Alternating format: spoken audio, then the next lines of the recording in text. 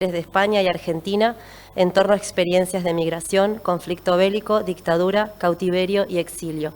Las coordinadoras somos Virginia Bonato y Mariela Sánchez, de la Facultad de Humanidades y Ciencias de la Educación de la Universidad Nacional de La Plata. Este simposio surge en el marco del proyecto de investigación que dirigimos y que está radicado en dos centros pertenecientes al Instituto de Investigaciones en Humanidades y Ciencias Sociales de la UNLP. Son el Centro de Estudios de Teoría y Crítica Literaria y el Centro Interdisciplinario de Investigaciones en Género. El proyecto se llama Memoria de Migración, Experiencia Bélica y Exilio, España y Argentina, representaciones literarias de y sobre mujeres en contextos de guerra, dictadura y destierro durante el siglo XX. Vamos a dar inicio a la primera parte de este simposio que será virtual, con la primera mesa, la mesa 1, que se llama Mujeres y Saberes en el Exilio Republicano. Bueno, muchas gracias, Virginia. Mi nombre es Mariela, soy la otra coordinadora de este simposio. Muchas gracias por acompañarnos a quienes están aquí presentes y a quienes están en línea a través de YouTube. Y entonces, en relación con la primera mesa, Mujeres y Saberes en el Exilio Republicano, vamos a escuchar a dos expositores, en realidad 3 expositores con 2 ponencias. En primer lugar, a Mariano Nicolás Saba, del Instituto de Filología y Literaturas Hispánicas Dr. Amado Alonso, de la Universidad de Buenos Aires y el CONICET, con el título de su ponencia Confesión y Literatura, Saberes Emergentes entre María Zambrano y Rosa Chacel, y luego expondrán Irene García Chacón, de la Universidad de Valladolid, y Carmen Rodríguez Martín, de la Universidad de Granada. El título de su ponencia es Nuestro hogar de cada día, breviario para la mujer de su casa, acercamientos a un género colectivo para ser leído en un espacio propio. Y brevemente los presento y luego ya pasamos a escuchar las grabaciones de sus ponencias. Mariano Saba es doctor en Letras por la Universidad de Buenos Aires, ayudante de primera en la Cátedra de Literatura Española II de la Facultad de Filosofía y Letras de la UBA, investigador adjunto de CONICET, estudia actualmente las continuidades antieruditas en el canon español del siglo XX, de Miguel de Unamuno a José Bergamín, María Zambrano y Rosa Chacel, y ha integrado diversos proyectos de investigación sobre hispanismos y también sobre teatro argentino. Por su parte, las expositoras de la segunda ponencia, Carmen Rodríguez Martín es profesora titular del área de Estética y Teoría de las Artes del Departamento de Filosofía 1 de la Universidad de Granada. Se doctoró en Filosofía y es magíster en Estudios Latinoamericanos por la Universidad de Salamanca. Fue becaria postdoctoral MEC Fulbright de la Universidad de Buenos Aires y contratada postdoctoral Juan de la Cierva en el CSIC. Ha realizado diversas instancias de investigación, voy a abreviar un poco, en Dinamarca, Alemania, México, Argentina. Impartió la docencia como profesora invitada en distintas universidades, entre ellas la UBA, la Universidad del Litoral, Entre Ríos, y ha publicado numerosos artículos sobre cuestiones relacionadas con filosofía y literatura. Actualmente su línea de investigación continúa esta temática con especial atención a las relaciones entre estética y política en las vanguardias transatlánticas.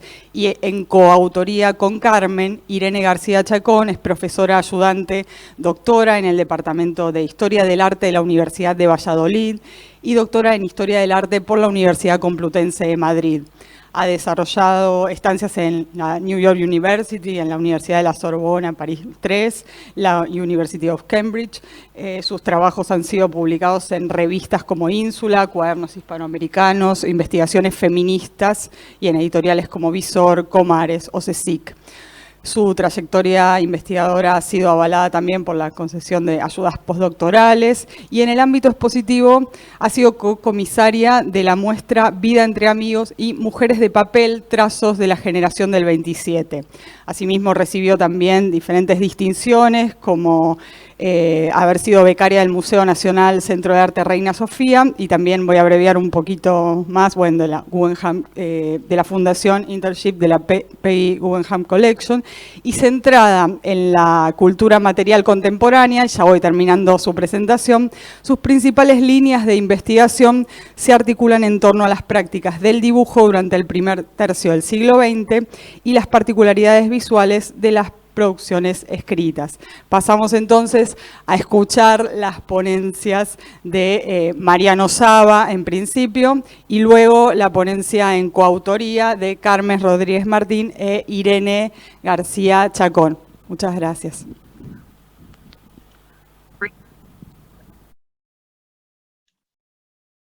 Bueno, mi nombre es Mariano Saba. Voy a leer mi ponencia que se llama Confesión y literatura, saberes emergentes entre María Zambrano y Rosa Chacel. Se ha señalado en diversas oportunidades el vínculo entre María Zambrano y Rosa Chacel en cuanto al interés común por la confesión. Esta cercanía de ambas en torno al género de lo confesional resulta pertinente además por tratarse de dos figuras relevantes de la intelectualidad española en el exilio, las cuales por otra parte supieron mantener entre sí un intercambio sostenido de pareceres y reconocimientos. Lo que hasta el momento, sin embargo, ha sido poco señalado es cierta legitimación que ambas hallaron en el género para consolidar la definición de un nuevo tipo de saber, ligado ya no al peso erudito de la biblioteca, sino a la propia experiencia de la subjetividad. El valor que estas autoras asignaron al género demandó en cada caso distintos tipos de abordaje, pero tanto en Zambrano como en Chacel, la raíz común del interés por la confesión ha tenido que ver con definir desde sus coordenadas un territorio nuevo del saber, un perímetro del saber delimitado ahora por la imperiosa necesidad del autoconocimiento. En tal sentido, y desde el encuadre de ambas, la confesión se encuentra ligada a los ejes de la autorrepresentación y de su paradójica escasez en el canon español. Sería a partir de estas ideas que dedicaran ensayos específicos a la confesión y a su relación con el tándem vida-literatura, jerarquizando el saber experiencial por sobre el racionalismo erudito. Tanto la confesión, género literario y método que Zambrano escribe hacia 1941, como el ensayo La Confesión que Chacel publica en 1971, resultan hitos fundamentales para rastrear el pensamiento de dos escritoras emblemáticas en torno a los avatares del saber en el contexto de exilio posterior a la Guerra Civil. Conviene detenerse a modo de ejemplo en dos escenas paradigmáticas. La primera se encuentra descrita en un breve artículo de Zambrano que justamente lleva por título El saber de la experiencia, notas inconexas. Allí Zambrano describe su retorno a España, no era mi patria el exilio, afirma, y luego recuerda en contraposición la salida de España en 1939. Dice, tuvimos que pasar la frontera de Francia uno a uno para enseñarlos más la ausencia de pasaporte, que yo sí tenía, por haberlo sacado con mucha anterioridad cuando tuve que ir a Chile. Y el hombre que me precedía llevaba a la espalda un cordero del que me llegaba su aliento y que por un instante, de esos indelebles, de esos que valen para siempre, por toda una eternidad me miró. Y yo le miré, nos miramos, el cordero y yo, y el hombre siguió y se perdió por aquella muchedumbre, por aquella inmensidad que nos esperaba del lado de la libertad. ¿Qué hacer ahora? Yo no volví a ver aquel cordero, pero ese cordero me ha seguido mirando. Y yo me decía, y hasta creo que llegué a decírselo a media voz a algún amigo o a algún enemigo, o a nadie, o al Señor, o a los olivos, que yo no volvería a España sino detrás de aquel cordero. Zambrano confiesa al cordero desde una mirada recíproca, como si lo intuyera reflejo de sí misma. Yéndose, ve en la inocencia del animal sacrificial por antonomasia una imagen que le devuelve su propia situación y que resulta escena iniciática de un saber otro, un saber que funda en ella el destierro, el saber de la experiencia vital, contrario al academicismo filosófico. Al repasar las fotos del regreso a su tierra, Zambrano comprende: entonces vi que el cordero era yo, es decir, yo me había asimilado al cordero.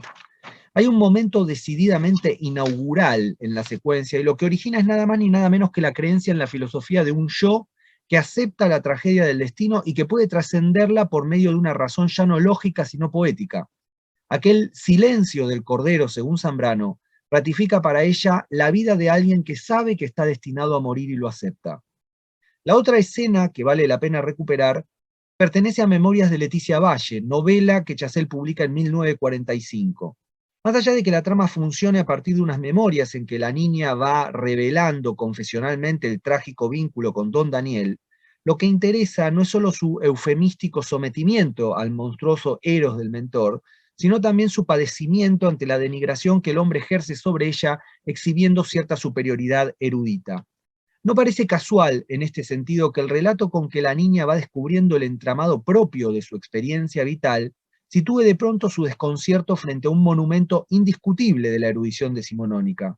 Leticia oye una conversación en que don Daniel dice a su amigo médico: «Este es el panal donde yo enterré mis 14 años». La alusión, según la narradora, obedece a cierta modestia que esgrime don Daniel ante los halagos desmedidos de su interlocutor. El panal erudito al que se refiere, según Leticia, eran 9 tomos de color café con leche. Al otro día, en la soledad de la biblioteca, la niña se abalanza sobre el primer tomo y la lectura la hunde en la perplejidad. La primera página, escasamente un par de minutos de lectura, fue la verdadera sensación del fin del mundo, señala. Leticia Valle no comprende, y aunque la lectura erudita la enfrenta con su propio límite, desconoce que el trance promueve por otra vía un saber de sí que su propia confesión está bocetando. Dice: «Me puse a considerar el libro por fuera, volví a leer el título, Historia de las ideas estéticas en España. Cerré los ojos y seguí leyendo. Si fuera verosímil, creería que había leído con los ojos cerrados. Tal era la convicción que tenía de la inutilidad de mi esfuerzo. Poco después se quedó estacionada detrás de mí como una gran oscuridad, como una nube de tormenta, y detrás de ella por las paredes, los 7000 libros llenos de desprecio, llenos de maldad, cerrados, aunque se dejasen abrir». Leticia Valle expone la angustia ante un saber que le resulta vedado, y sin embargo su denodada lucha con el sentido termina por dar su fruto justo allí, cuando acepta que la lectura se esclarece en el mínimo contacto con su subjetividad. Mucho queda por fuera del radio de su entendimiento, y sin embargo, de entre las páginas de Menéndez Pelayo, Leticia extrae una comprensión que habla gráficamente de su saber experiencial. Lo que comprendí al fin enteramente, señala, fue la descripción de 2 caballos que tiraban del carro del alma, uno perfecto, obedeciendo las órdenes del conductor, el otro irritado, con los ojos colorados y las crines revueltas, tosudo. De esta manera, más allá de la metáfora entre la razón y el deseo que irá a cifrar el núcleo temático de la novela, cabe focalizar una vez más en la emergencia de un saber que puede reconocerse sobre todo como alternativa experiencial diferente a lo erudito. Tanto en la autorrepresentación biográfica de Zambrano como en la secuencia ficcionalizada de Chazelle, aparece cierto señalamiento sobre la emergencia de un nuevo tipo de saber. En ambas secuencias se puede intuir la relación entre un saber erosionado y la aparición de otro cauce para el autoconocimiento, es decir, para ese saber otro ya no ligado a la erudición sino a la experiencia. En esta línea puede opinarse que ambas autoras impulsan la revalorización de un saber de sí por encima de toda filosofía libresca y sistemática, adhiriendo de ese modo a la genealogía vitalista y antierudita de la que Unamuno, por ejemplo, fue eslabón fundacional. Zambrano hizo de esta reorientación una misión personal. Hacia un saber sobre el alma se llama justamente uno de los artículos más emblemáticos. Allí afirma que hay un orden del corazón que la razón no conoce todavía, y enfatiza la necesidad de tratar adecuadamente al alma, fabricar una red propia para atrapar la huidiza realidad de la psique. Es sabido que frente a la razón matemática, Zambrano consideraba imposible un saber acerca del alma. A su juicio, la constitución de un hombre íntegro exigiría una razón íntegra, lo que es decir, una razón capaz de recuperar la fase olvidada de lo humano, su alma y su experiencia vital. La razón poética, entonces, no sería más que la clave de esa integridad perdida, una forma de reincorporar al saber de lo humano todo aquello que el exceso racionalista había logrado descartar. Y al respecto señala: sin este horizonte de un saber radical, el saber acerca de las pasiones, del amor, del odio, quedaba sin apoyo, flotando en un terrible aire de confesión o, lo que es peor, de confidencia. No es accidental la mención. Revalorizar el alma implicaría también traducir espacios como la confesión, llevándolos desde una supuesta banalidad a su resignificación como géneros de expresión genuina. Amo mi exilio lleva por título otro breve ensayo donde Zambrano, según su propio decir, confiesa que la experiencia del destierro resulta fundamental para su saber. Y explica: hay ciertos viajes de los que solo a la vuelta se comienza a saber. Para mí, desde esa mirada del regreso, el exilio que me ha tocado vivir es esencial. Yo no concibo mi vida sin el exilio que he vivido. El exilio ha sido como mi patria o como una dimensión de mi patria desconocida, pero que una vez que se conoce es irrenunciable. Así entonces aparece cierta dialéctica recurrente entre experiencia y conocimiento. El saber emerge como una alianza entre razón y vida y ya no como disyunción entre ellas. También Chazelle profundiza en este aspecto. Baste recordar La Sinrazón, una novela tardía de 1960, donde el protagonista se embarca en la necesidad de comprobar si detenta el poder irrazonable de producir a voluntad la muerte de otros. Me dije entonces, ¿qué he sacado con toda esta investigación? Nada. Saber que quiero saber que no puedo confesar porque no sé si es virtud o pecado o pura quimera. No se atreve a comentarle a su esposa lo que sospecha y resulta cómico el desconcierto de un sacerdote ante el que pretende confesarse. Y lo interesante otra vez es que la ficción de Chazelle demuestra cómo a través del desgaste de lo racional, la novela avanza por el cauce de la confesión íntima y produce paradójicamente otro tipo de saber, no erudito sino experiencial. Este saber emergente que emparenta a ambas autoras se encuentra unido a ciertos géneros los cuales parecen haber propiciado el sondeo de una nueva filosofía fundada ahora en la experiencia del sujeto y ya no en los cimientos racionalistas de la sistematización erudita. Entre esos géneros, la confesión ocupa un lugar privilegiado, ya que su asedio ha sido múltiple y muy anterior a Zambrano y a Chazelle. Los enfoques han sido contrastantes y revelan aún hoy su carácter poliédrico. No conviene dilatarse acá en la descripción de tales perspectivas que superarían con mucho los objetivos del trabajo, pero alcance a recordar la divergencia, por ejemplo, entre la percepción Foucaultiana del género y los postulados de Jacques Derrida. En Tecnologías del Yo, Foucault rastrea el origen clásico del cuidado de sí y el viraje que implicó el escribir sobre tal objeto desde las confesiones de San Agustín. La nueva preocupación de sí, dice Foucault, implicaba una nueva experiencia del yo. Así se vincula escritura y vigilancia. La introspección confesional se ampliaba gracias al acto de escribir y en su opinión el cuidado de sí habría terminado por legitimar la autovigilancia, consolidando el género de la confesión. Ahora bien, la diferencia con este encuadre está en Derrida, como también en Kierkegaard, Lyotard, la propia Zambrano, que propone considerar la confesión como práctica epistemológica, donde se trata el conocimiento de uno mismo. Tal como explica Valls-Bois en su artículo al respecto, cito, estos autores agustinianos encuentran una política de la confesión, mediante la cual comienza a valorarse una intimidad que se consideraba enigmática o secreta. La confesión entonces ya no es asunto de policía, sino de política, porque abre con su escritura el tránsito del puro conocimiento a la pura experiencia, a la experimentación de una escritura de sí que riñe claramente con la efectividad representativa del discurso. La confesión, si la hay, tiene que confesar lo inconfesable, dice Derrida. Y Lyotard, acerca de la memoria en las confesiones de San Agustín, sostiene, es un plegar y desplegar infinito y oculto. Desde esta perspectiva, la confesión se aleja del control observado por Foucault. En ella se trataría más bien de un territorio donde la memoria pulsa por producir un saber nuevo, un saber de sí que lejos de clausurar el sentido lo problematiza. Una posibilidad que ya estaba presente en el propio San Agustín cuando, preguntándose por la realidad entre memoria y olvido, sostenía el objeto estaba perdido para los ojos pero se conservaba en la memoria.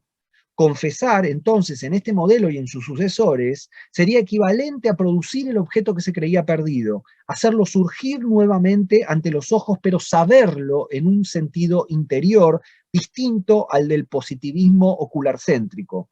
De esta manera, volcarse al análisis de la confesión, tanto en Zambrano como en Chazelle, obedece a la noción agustiniana del género productor de un conocimiento de sí, es decir, de un saber emergente que se distancia de la erudición y de sus mecanismos objetivos, sistémicos, racionalistas, librescos, decimonónicos. Ahora bien, ¿qué elementos pueden señalarse como semejantes entre los abordajes que ambas autoras hacen de la confesión? ¿Y qué los vincula en tanto esfuerzo común por redimir un género muchas veces subestimado, sometido a las jerarquías de lo meramente autobiográfico? ¿Será posible detectar en los ensayos de estas escrituras un análisis capaz de situar a la confesión en el territorio de lo antierudito, de algo mucho más abarcador que la mera intimidad? Pareciera que lejos de sentirse atraída solamente por las condiciones formales de lo confesional, Zambrano y Chazelle buscan en el género las coordenadas filosóficas de un territorio próspero para cierto saber emergente en torno al yo. En su ensayo sobre la confesión, Zambrano revisa el caso de San Agustín y parangona su figura con la de Job, con la del sujeto cuya vida se vuelve imposible por andar disperso, sometido a la tensión entre la realidad y el yo. Sostiene al respecto, el entendimiento moderno llegó a su desrealización a través de un cierto racionalismo que pide cuentas, que comienza con la duda. A diferencia de San Agustín, que se halla disperso y pregunta por sí mismo, Descartes habría inaugurado la soledad humana. Descartes no confiesa, sino que construye un análisis genial, disocia pensamiento y vida, y según Zambrano habilita así a la razón a circular a una velocidad impensada hasta entonces, una velocidad debida a su nueva libertad, aunque, en palabras de la autora, lo libre no es el hombre, sino tan solo su conocimiento. Pasará tiempo hasta que el modelo confesional de Rousseau imponga su protesta contra el yo original. Recién entonces podría saldarse el hiato acaecido entre razón y saber del alma, aunque las cicatrices seguirían siendo visibles. El yo cartesiano excluía tanto el alma, opina Zambrano, es el lugar donde se encuentran todas las cosas, sede de la intimidad y de la familiaridad con el universo. Como también ese género de unidad superior, ese centro interior que San Agustín descubre. A su juicio, faltará mucho tiempo hasta que las figuras del surrealismo, o de Rimbaud, o de Baudelaire, Dostoyevsky, vengan a poner en jaque la función privilegiada del conocimiento intelectual. Existen otras formas de contacto, explica Zambrano, otras relaciones que no son conocimiento intelectual ni quizá puedan serlo nunca. La confesión parece cifrar la posibilidad sapiencial de esas relaciones, de esos contactos poéticos que la razón no pudo reconocer como inteligibles. Y de ahí que la definición zambraniana resulte al final tan transparente. Dice, la confesión parece ser así un método para encontrar ese quién, sujeto a quien le pasan las cosas, y en tanto que sujeto, alguien que queda por encima, libre de lo que le pase. Y el logro de ese punto de invulnerabilidad tiene que ver no solo con esa unidad pura, con el centro interior, sino también con ese misterioso mundo que es preciso unificar, adentrándose en él, venciéndolo a fuerza de intimidad. Con matices divergentes, Chazelle también sostiene el aspecto cognitivo del género en su ensayo La confesión. Dice allí, el que se confiesa en esta forma literaria, que es un modo de novelarse, da su confesión o novela como ejemplo, como modo de conocimiento. Por lo tanto, si no vamos a decir que sigue el seguro camino de la ciencia, trata al menos de ir por la vereda. En el origen mismo del género, en el caso de San Agustín, Chazelle identifica ese impulso primigenio del conocer y conocerse a través de la confesión. Sorprendida por el hallazgo agustiniano de querer comprender sus propios pecados, dice Chazelle, y es que esa tendencia de su ansia de conocimiento consiste en un conocimiento ciego del principio por donde los suyos dimanan.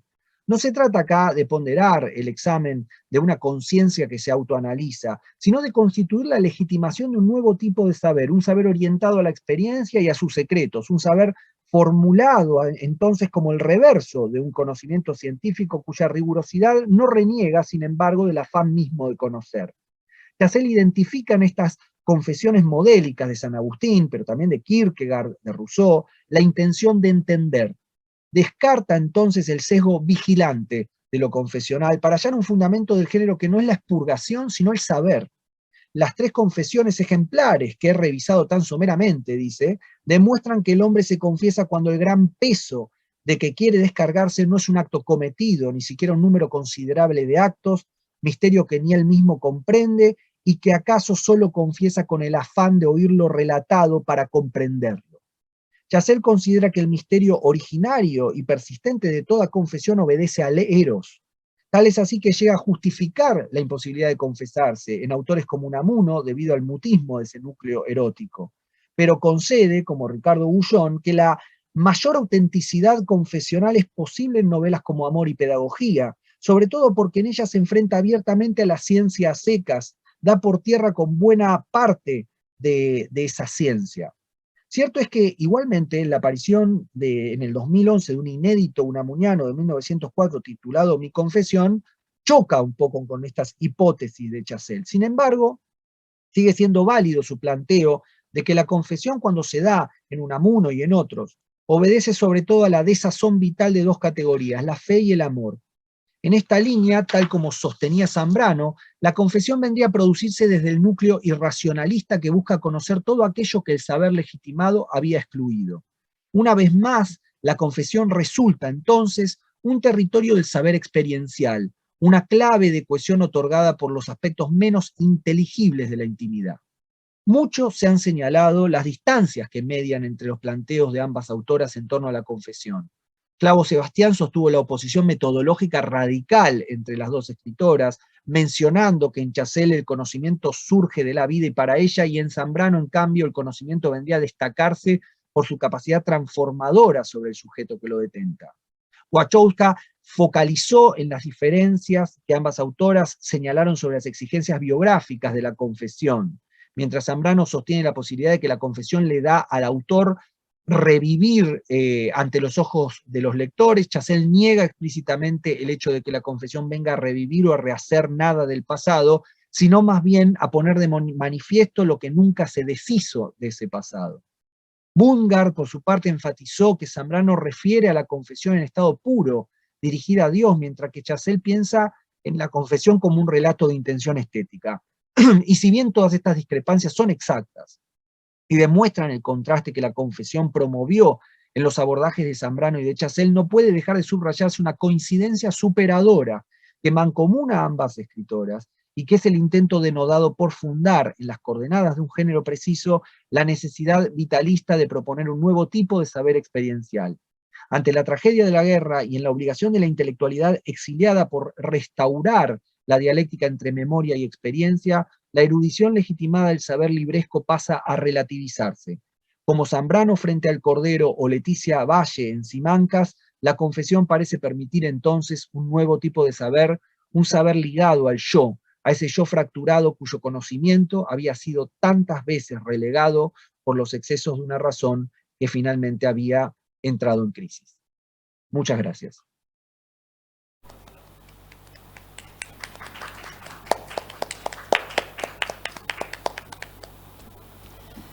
Bien, muchas gracias, Mariano. Entonces pasamos a las expositoras de la segunda mesa que ya habíamos presentado en principio. Gracias.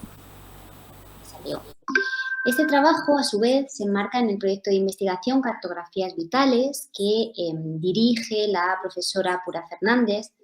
Desde el análisis cultural, el proyecto pretende trazar algunos aspectos biográficos y una selección de casos de estudio, ya que cree que la biografía puede enriquecer el debate historiográfico con conceptos como subjetividad, representatividad, vida pública, vida privada, etc.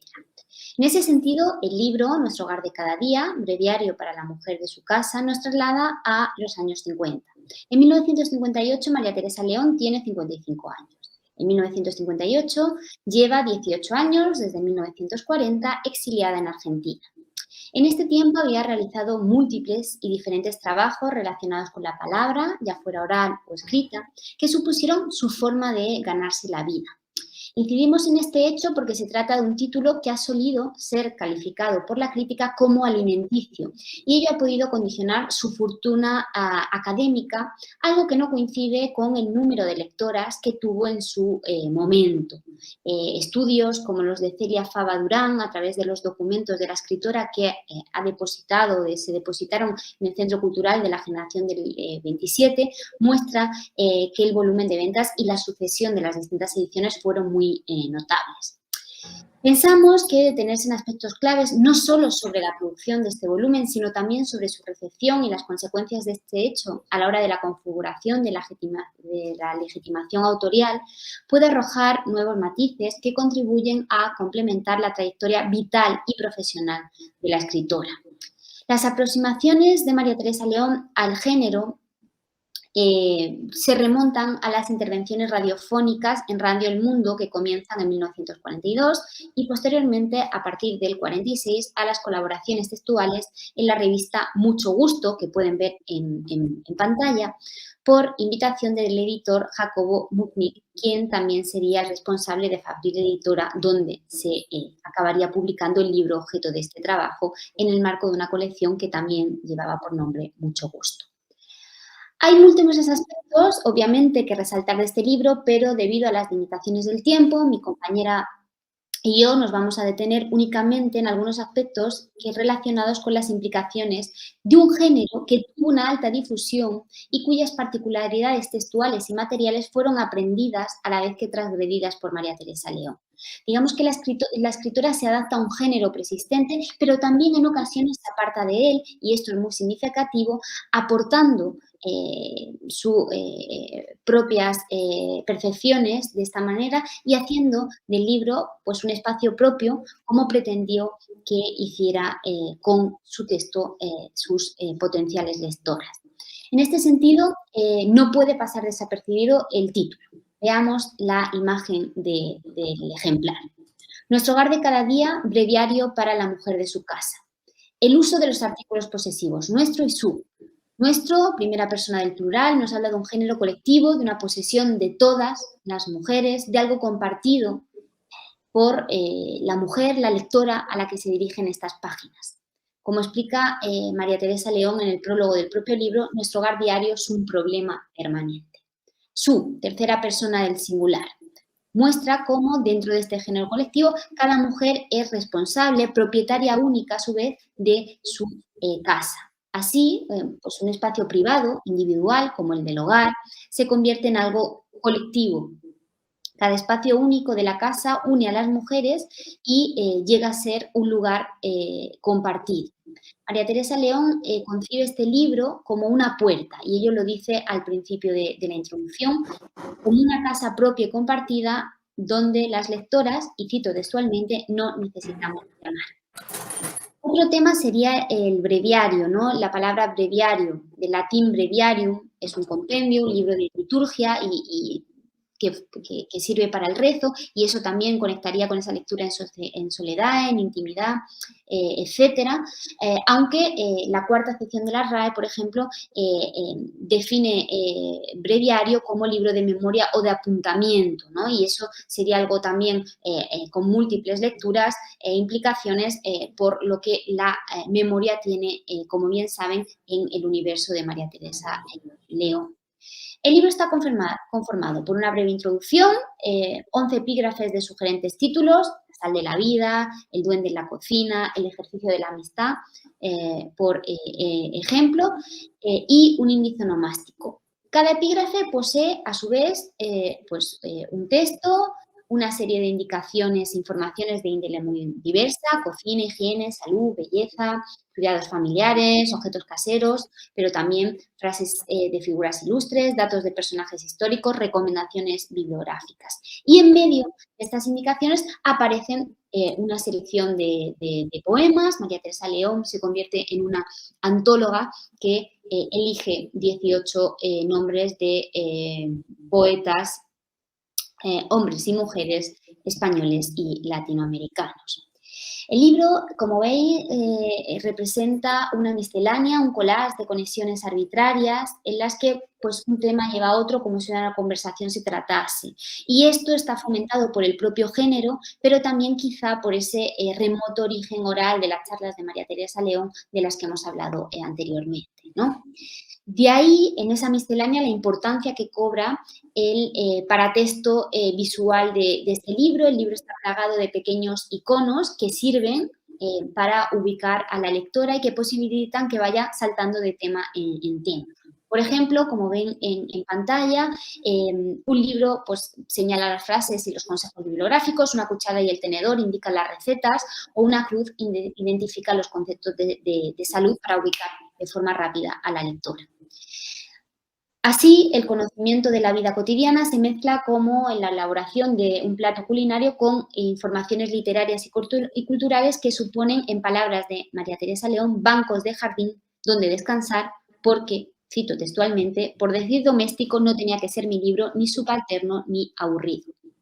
Además de los mencionados iconos, tanto en la introducción como en cada epígrafe, observamos una viñeta horizontal en blanco y negro, en la que la lectora espectadora puede ver condensada visualmente la información que refleja el título. Por ejemplo, en pantalla tienen algunas, pero mencionar la medida de nuestra impaciencia, donde ven dos rostros femeninos que se zambullen en relojes de arena, de sol, despertadores, manecillas que marcan la hora en esferas, los campanarios que repican cuando llega el momento oportuno, ¿no? Estas ilustraciones están estampadas en el mismo papel y con la misma tinta que el texto, no ocupan todo el folio, sino que se sitúan en los márgenes bueno, este hecho provoca que las ilustraciones tiendan al miniaturismo. Además de estas paradas visuales del interior, el ejemplar tiene en sí mismo un formato reducido, 18 centímetros y medio por 11 centímetros, y en ese sentido, como ha reflexionado Susan Stewart, el tamaño físico de los objetos tiene una capacidad para expresar determinadas funciones sociales y, en su opinión, pues lo grande o lo gigante conectarían con lo público y con la vida exterior de la ciudad, lo pequeño, la miniatura, en cambio, se asocia a lo doméstico y a los espacios privados, por lo que este libro, si seguimos su función social del tamaño, las ilustraciones y el propio ejemplar conectarían con esa lectura íntima y privada. Cada mujer en su casa leería en silencio y en la privacidad de su hogar este texto con una intención colectiva que las une al leer lo mismo en cada una de sus viviendas.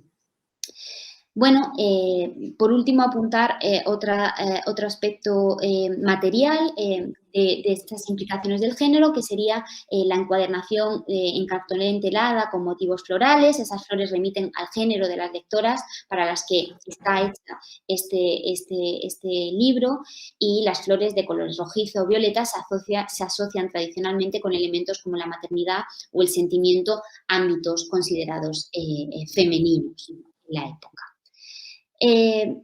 Paso la palabra a mi compañera para seguir incidiendo en algunos aspectos de este género. Gracias, Irene.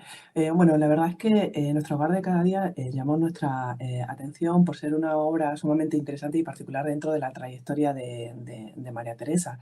Nosotras partimos de la hipótesis de que sus textos configuran un tapiz vital y biográfico, ¿no? Haciendo e incidiendo en la relación en el bios y la grafía, ¿no? Y esta relación es rastreable desde sus primeros textos, ¿no? Sus primeros libros de cuentos, sus primeras colaboraciones en revistas, pasando por sus experiencias teatrales y de vinculación con la militancia vanguardista en el marco de la Guerra Civil, hasta libros como el que nos ocupa o Memoria de la melancolía, ¿no? Nos resultaba interesante para pensar este libro, qué queda, ¿no? O cómo podemos rastrear las huellas de, por ejemplo, la pertenencia a la vanguardia femenina y feminista a la que perteneció María Teresa León, como parte de esa generación de mujeres modernas que, digamos, quieren transformar y decidir no ajustarse a lo que se esperaba de ellas, sobre todo en el caso de María Teresa de León y en el caso de las vanguardistas, hacerlo a través del ejercicio de la literatura. Por eso lo que nos llama la atención para intentar exprimir el análisis de este texto es cómo insertarlo en su trayectoria, una trayectoria marcada por la responsabilidad, el compromiso intelectual y la militancia desde la pluma, ¿no? En esos textos donde una determinada María Teresa elaboró discursos de resistencia, discursos de transgresión, intentando encontrar intersticios para visibilizar su voz y para forjar de este modo nuevos espacios de ciudadanía, ¿no? Y la conquista, por así decirlo también, tanto de la autora como de la mujer, de un espacio de lo público, ¿no? Haríamos, ¿no? O habríamos de prestar atención, como digo, o como decíamos, ¿no? Los elementos que vinculan el breviario con su trayectoria y analizar cómo quedan ubicados de este nuevo texto. Por ejemplo, podemos establecer una relación entre Cuentos para soñar, que es de 30 años antes, ¿no? De 1928, su primer libro de cuentos, donde aparece la figura de la narradora madre, ¿no? Aparece el hogar, aparece la familia, aparece la casa.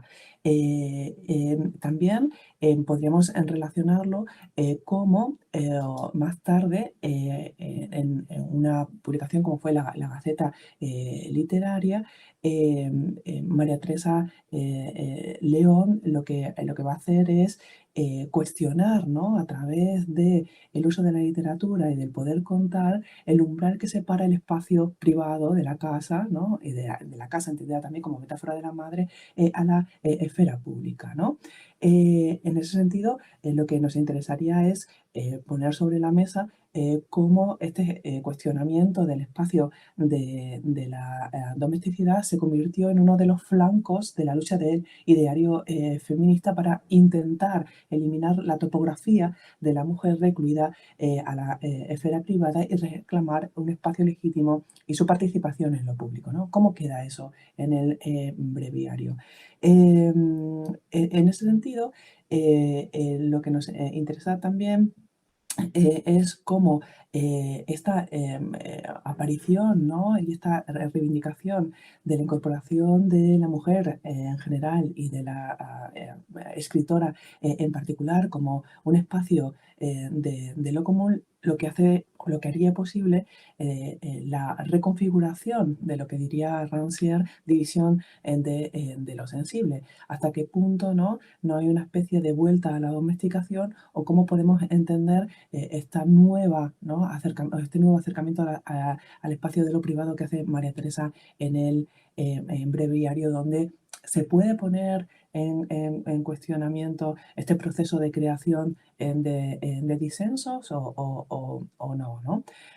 Insistimos, ¿no? Supone el breviario una vuelta a lo doméstico. Em, Otras luchas, ¿no? de María Teresa en este sentido de romper con la esfera y la reclusión de la mujer a lo privado tiene que ver con toda, recordemos, ¿no? Su participación en los movimientos, manifestaciones y proyectos culturales durante la República y la Guerra Civil, ¿no? Donde ella recuerda, por ejemplo, en Memoria de Melancolía, cómo subía a la tribuna para que los españoles, ¿no? A través de los discursos tuvieran, ¿no? O fomentaran su conciencia política, ¿no? Trabajando en la construcción de esa subjetividad, del yo, en una especie de obra de arte, de artificio y de identidad, ¿no? También nos interesa ver cómo, y haciendo otros vínculos con aspectos que se trabajan en el breviario, vincular con qué ha pasado con esa María Teresa colaboradora de el Mono Azul, ¿no? Sobre todo incidiendo en el aspecto pedagógico de la cultura que se defiende en determinadas revistas como La que nos ocupa o como Octubre, en la que ella también, o a la que ella también perteneció. Me interesa destacar aquí cómo la presencia de María Teresa es fundamental en el sentido en el que forma parte de un grupo como o al que pertenece Bergamín, Dieste, Varela o Alberti, y ella ocupa un lugar fundamental, ¿no? Y aparece como responsable de la publicación. No hay orden alfabético y descartamos la cortesía, ¿no?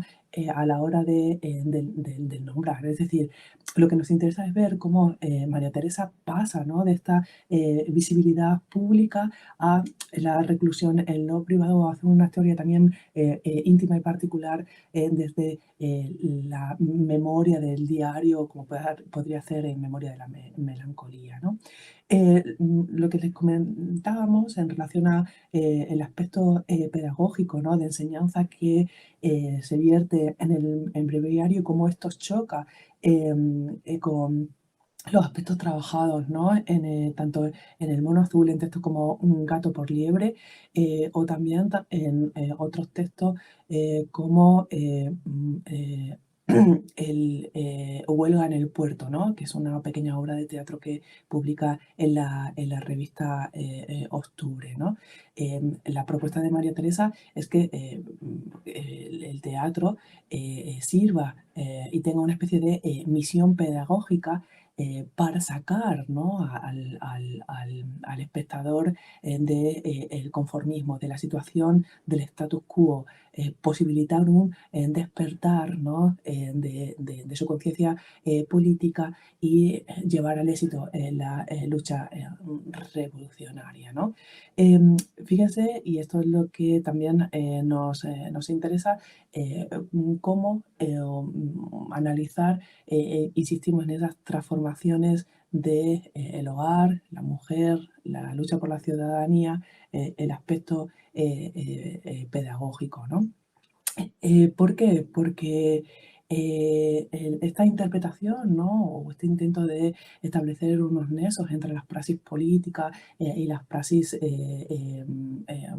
estéticas, literarias o si quieren intelectuales, llevan a nexos o en las construcciones de discursos, ¿no? Y en este sentido nos llevan a nosotras a la necesidad de reflexionar y de dotar de significaciones a los vínculos que existen entre la práctica y la teoría, entre el discurso y la acción. Y esto creemos que es fundamental a la hora de analizar el breviario como una especie de manual de mujer de la casa. Si, citando a Edward Said, los intelectuales son individuos con vocación para el arte de representar y entendemos, ¿no? Ese compromiso que había existido y esa correlación, como apuntábamos anteriormente, a la relación entre lo biográfico y lo textual en María Teresa. La importancia del breviario no solamente tiene implicaciones del género, sino también implicaciones políticas y sociales vinculadas a la construcción de la mujer y cómo se piensa la mujer como ciudadana y como escritora. Y hasta aquí nuestro tiempo. Muchísimas gracias por la atención.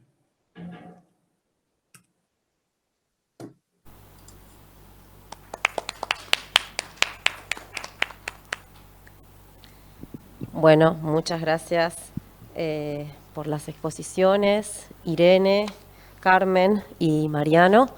Abrimos un pequeño espacio de intercambio, de preguntas. Acá tenemos público presente en vivo. Y también, sí, también hay algunas personas conectadas en el canal de YouTube del Congreso. Si no hay ninguna pregunta del público, yo tengo, en realidad, más que una pregunta, bueno, sí, una consulta para Mariano. Me gustó mucho la relación entre las ideas acerca de la confesión que exponés de María Zambrano y de Chazelle. Me parece que son trabajos que hace falta divulgar, porque quienes trabajamos con exilio y especialmente con el exilio femenino, necesitamos herramientas que sistematicen algunas cosas que vemos en las escrituras, en las experiencias, en las biografías, y que son diferentes en relación con el exilio masculino. Suena muy binario, pero es así, o se ve así. Me gustaría que volviera sobre el concepto de razón poética de María Zambrano, que creo que es una herramienta metodológica muy interesante, y más que nada por curiosidad mía, porque yo no la trabajo a Zambrano, pero si pudieras ampliar un poquito o volver sobre ese concepto, te lo agradecería. Bueno, muchas gracias. ¿Se escucha bien? Viste que con la virtualidad ya no sabes quién te está viendo ni si sos... Se escucha muy bien. Estoy tentado a decir que no sé si soy la misma persona que habló hace un rato por la grabación, pero voy a intentar contar algo de la razón poética. Es un concepto muy, muy complejo, muy, muy difícil de desarrollar brevemente, pero implica, creo yo, una superación en términos filosóficos muy importante en la genealogía, digamos, intelectual antierudita, ¿no? Es decir, enfrentada como a cierto academicismo filosófico sistemático. Lo que propone Zambrano es algo que está ligado a la razón vitalista de Ortega y algo que también está ligado a cierta lucha irracionalista, digamos, de Unamuno, pero que plantea un paso más allá para no quedar en la dicotomía razón-fe o razón-pasión, digamos, ¿no? Y en ese sentido, a mí me parece que es de un valor notable el concepto. Como Zambrano, obviamente que ha sido muy revalorizada, y sobre todo en los últimos años, pero como Zambrano sigue siendo un eslabón poco, poco habitual en el pensamiento sobre esa dialéctica entre razón y todo lo que queda afuera. Es verdad que no se recupera el concepto de razón poética o no se lo esgrime para pensar otros aspectos, digamos, de la filosofía de posguerra, y es muy importante. Básicamente lo que está proponiendo es el retorno a todo un campo que la razón había excluido en el sentido de la aprehensión, ¿no? Y entre ellos el objeto más importante es el alma. La idea de que una razón lógica no puede dar cuenta ni puede abordar la totalidad de la experiencia, porque ha dejado por fuera un objeto importante que vendría a ser algo así como el alma. Y la idea de lo poético vendría a generar como una conceptualización más íntegra de la razón. La razón es no solamente esa razón lógica, sino una razón que permite el acceso al conocimiento de la experiencia por medio también de lo poético, de la poiesis. Entonces, en ese sentido, yo comparto lo que vos decís, y es que no solamente es un concepto valioso sobre, se podía dar un seminario entero, pero además de ser un concepto valioso de por sí, por su dimensión intelectual, pareciera ser interesante como herramienta para revisar algunas cosas. Por ejemplo, el género confesional. O sea, es casi para mí indisociable en una intelectual como Zambrano, que detenta esta categoría de la razón poética, el acceso a un género que estaba absolutamente olvidado y que creo que hasta el caso de ella nadie en España toma como objeto de estudio, que es la confesión. No está tampoco muy estudiado si Chazelle, cuánto incide ese estudio en el posterior de Chazelle sobre el género, pero no hay mucho más por fuera de eso. Y lo cierto es que la razón poética como concepto es algo que, si uno lo piensa en retrospectiva, habilita a Zambrano a la llegada de objetos de estudio como, por ejemplo, estos géneros que son géneros, como dice ella, géneros olvidados, ¿no? Géneros menores en el sentido entrecomillado, digamos, que tienen que ver con la experiencia y con el sujeto y que habían sido desvirtuados. Creo que si no existiera antes todo un camino que la va llevando a ella a considerar el alma como objeto filosófico, la posibilidad de retorno, de revisión de los excesos racionalistas, la idea, esta razón poética, no creo que hubiera abrevado nunca a un objeto como la confesión, un género literario, ya te digo, me parece que hasta entonces un poco olvidado, ¿no? Bueno, gracias, gracias. Muy, No, a ustedes por escuchar. muy interesante bueno, muy útil también las precisiones conceptuales. Yo creo que sí, que puede ser una herramienta metodológica que tenemos que empezar a usar quizás.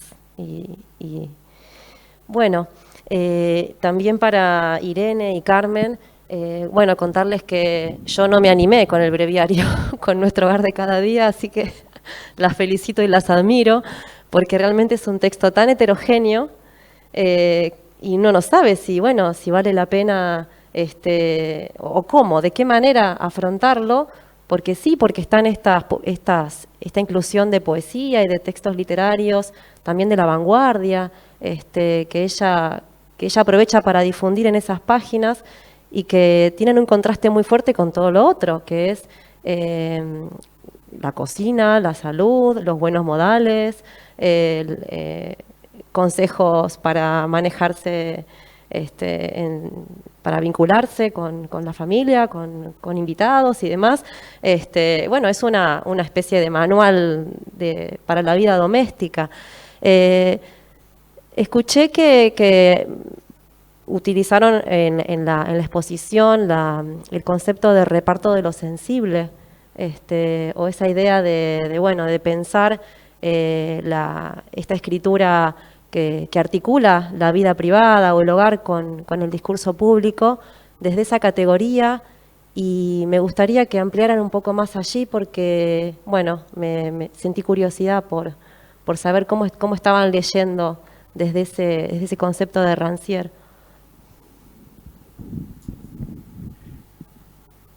Bueno, muchas gracias por todo el trabajo que habéis realizado. Para nosotros es un placer poder estar, aunque sea de manera virtual. Pues lo que estamos de acuerdo contigo, que es una de las cuestiones que estamos trabajando y que nos resulta más problemática, y en las que hemos intentado incidir, ¿no?, por ese carácter particular del breviario, que no obstante había intentado a ver si recuperaba de la biblioteca desordenada unos ejemplares que tenemos gracias a Irene, que en realidad lo que intentaríamos mostrar y mostraros, ¿no?, sería cómo María Teresa se inserta dentro de un género que en España viene siendo habitual desde y con vinculaciones en la Falange. Y en todo lo que sería en la configuración de una subjetividad femenina totalmente hipostasiada y cercenada, por así decirlo, del ámbito de lo público al hogar, ¿no?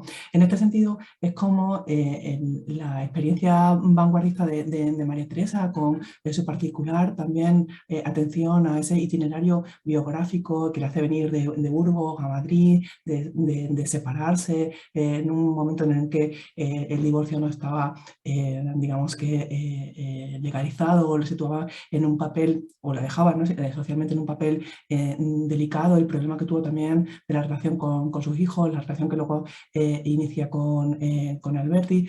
A lo que nos referíamos es cómo esa María Teresa, por así decirlo, transgresora, que se involucra dentro de ese escenario de vanguardia que luego se va a transformar por los condicionamientos sociales y políticos históricos en la guerra civil.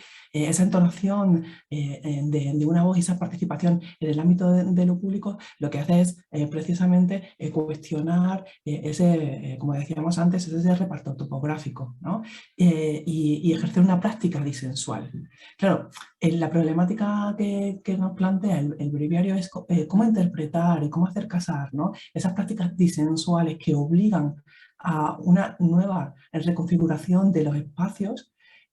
Son en la década de los 50 y principios de los 60 interpretadas desde este texto que parece, por así decirlo, dar un paso hacia atrás, ¿no? En ese caso, el elemento disensual a primera vista desaparecería.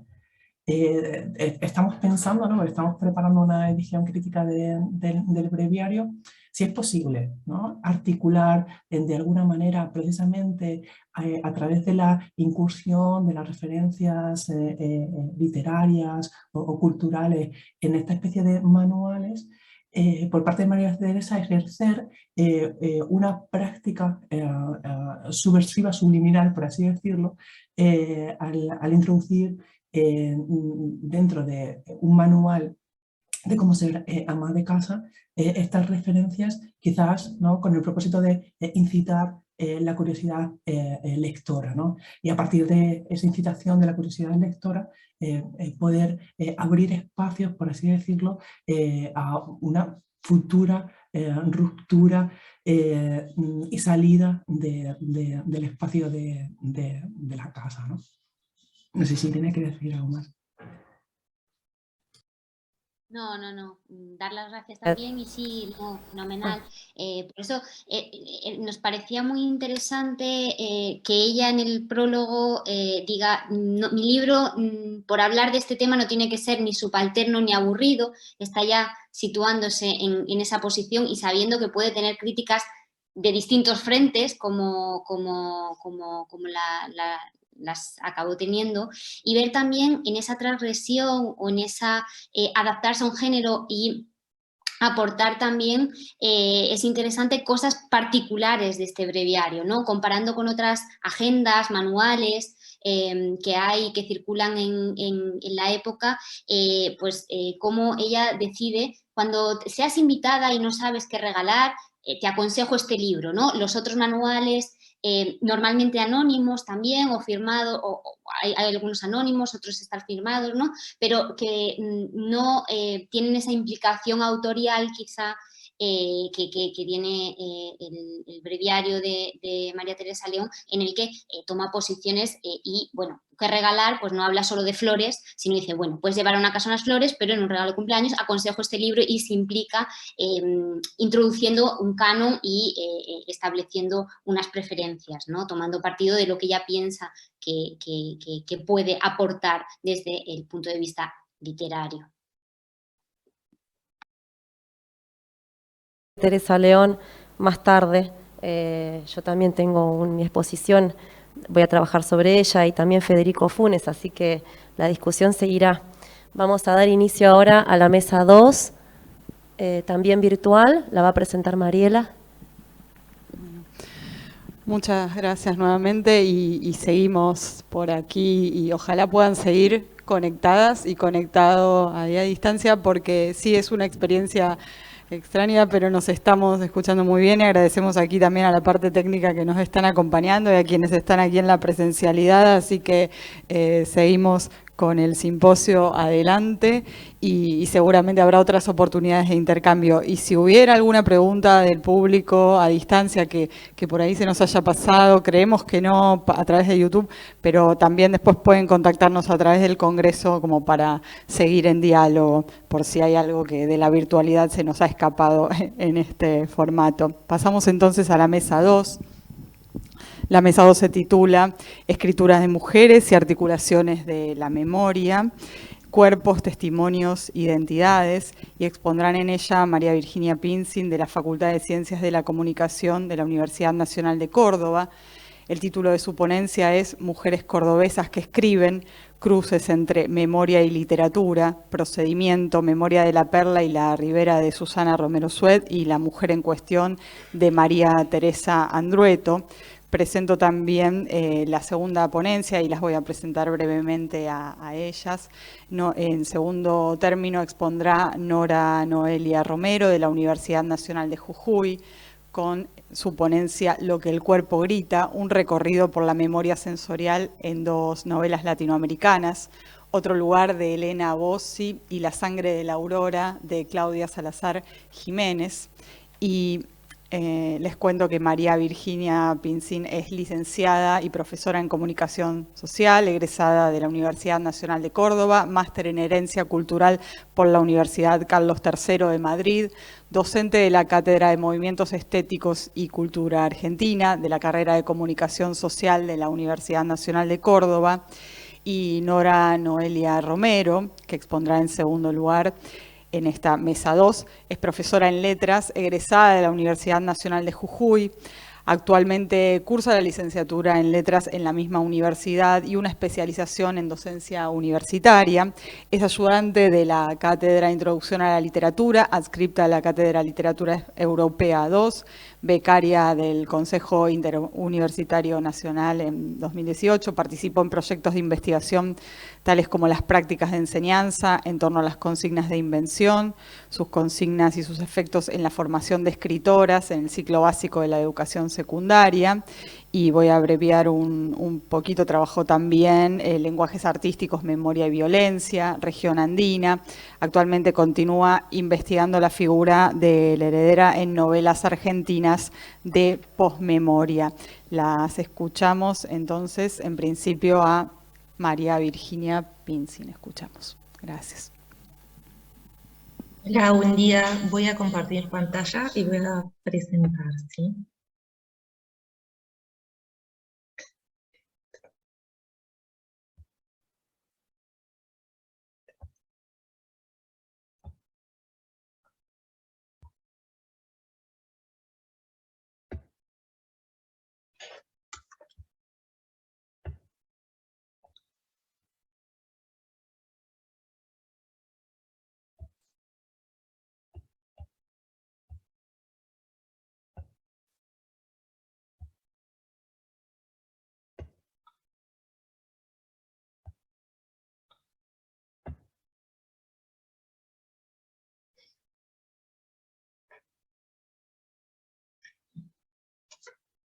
Bien, buen día en primer lugar.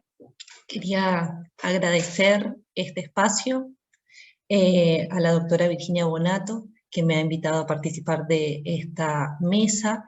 Quería comentarles que este trabajo, esta ponencia, es el resultado de un seminario de posgrado denominado Género, Memoria e Imaginarios Colectivos, representaciones literarias de mujeres en Argentina y España, que ha dictado la doctora Bonato en la Universidad Nacional del Nordeste el año pasado. ¿Sí? En ese marco es este trabajo.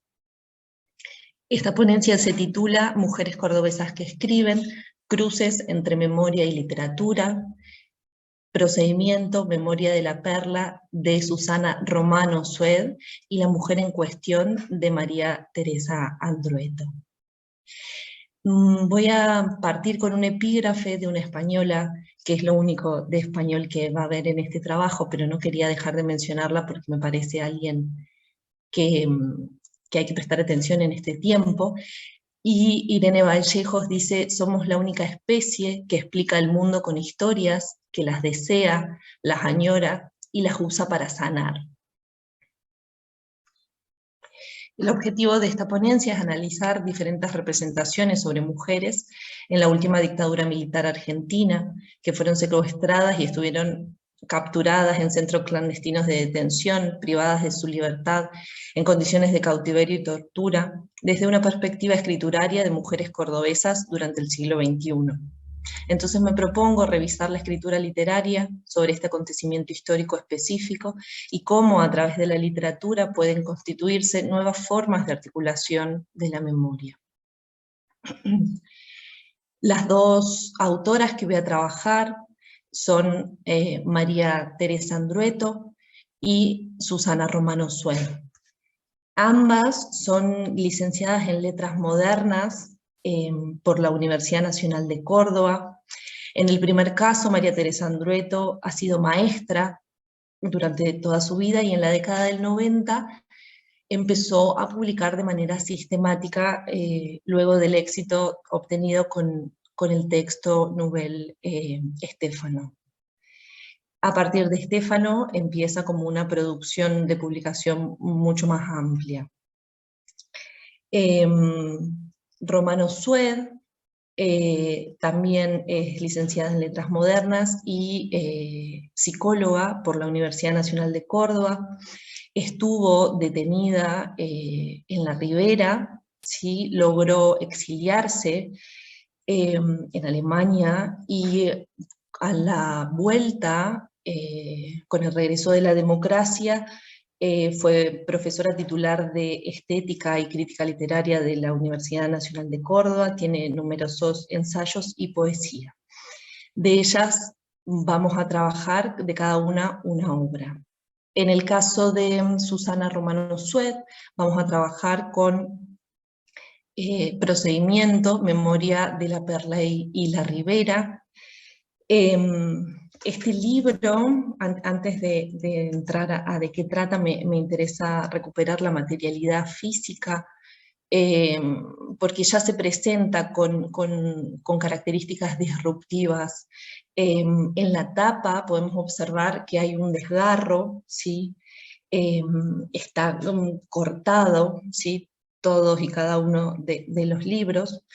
La autora va a decir que es un gesto que marca el desgarro, que provoca la lectura de la experiencia del dolor en cautiverio, enunciada por medio de audaces rupturas del lenguaje en todos sus niveles.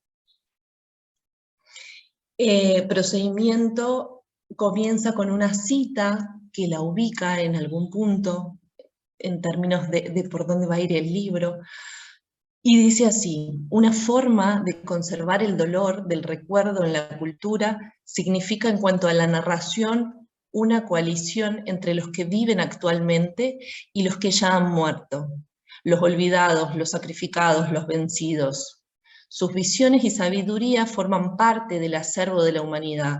Ese acervo no se consigue únicamente a través de la reconstrucción histórica. Eso solo es posible narrando en contra del tiempo, y por eso hay que intentar contar una y otra vez. Y es lo que hace ella en Procedimiento. Procedimiento se acerca de una manera poética a la última dictadura militar argentina desde el campo La Ribera, un lugar que es observado a través de unos ojos vendados, a través de un cuerpo sometido, pero no rendido. Procedimiento es una historia de mujeres privadas de su libertad, mujeres ultrajadas, violadas, sometidas y encerradas, mujeres que en un estado de incomunicación total, porque fallan todos los sistemas del cuerpo, incluso en la tortura se comunican y tejen increíblemente lazos que sostienen en medio de ese abismo. En Procedimiento, la línea temporal se encuentra fragmentada, interrumpida, carente de una lógica consecutiva. En el texto no hay capítulos, sino un continuum dislocado, y aunque existe un intento de configuración temporal, este no es lineal, ¿sí? La primera parte comienza con día 3, hora 3, y no le sigue el día 4, sino el día 8, de tarde, entre 4 y 5. ¿Sí? Esto se va a repetir, pero sí tienen estos ingresos una ubicación, ¿sí? En términos de días y en términos de horas o momentos del día. Eso se repite constantemente, pero en un pasaje que va y viene. En Procedimiento, el espacio es un lugar que se delimita reiteradamente. La narradora repite constantemente el deíctico acá, quizás en un intento de reafirmación de la existencia, de marcar, de definir un lugar donde sí está, al menos el cuerpo. Cito: acá somos rebotes de troncos ateriados, enviados a marchar con piernas sangrantes que adornan grilletes oxidados. Mugrientos trapos negros avanzan comiéndose mis ojos en vela, telones para párpados. Correas y cadenas devoran entre piernas y brazos y manos y espaldas.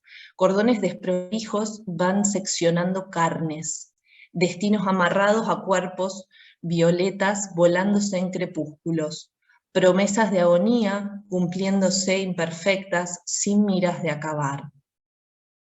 Aquí también vemos cómo en el lenguaje faltan algunos tipos de palabra, hay una ausencia de artículos, por ejemplo, ¿no? Haciendo hincapié en otras palabras, como si hubiera una contracción del lenguaje a un estado como más primitivo.